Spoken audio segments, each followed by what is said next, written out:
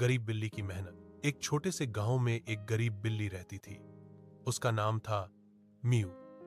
Mu के पास खाने को बहुत कम था और रहने के लिए भी कोई अच्छा घर नहीं। गांव के खेतों में काम करना ही उसका एकमात्र सहारा था।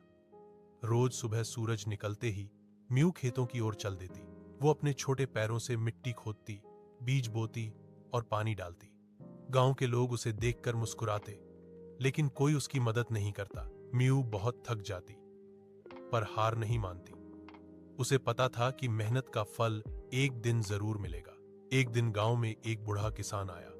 उसने देखा कि म्यू बिना किसी आराम के काम कर रही थी। किसान ने उससे पूछा, तुम इतनी मेहनत क्यों कर रही हो छोटी बिल्ली? म्यू ने कहा, क्योंकि मैं अपने लिए खाना और जीवन चाहती हूँ। मेहनत ही मेरा सहारा है। किसान उसकी बात सुनकर बहुत प्रभावित हुआ। उसने म्यू को खेतों में काम के बदले खाने का भरोसा दिया।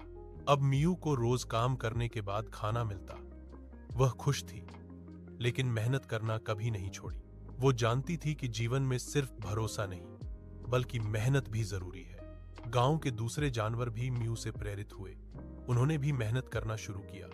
धीरे धीरे म्यू के खेत हरे भरे हो गए। उसके बीज से फसल उगाई।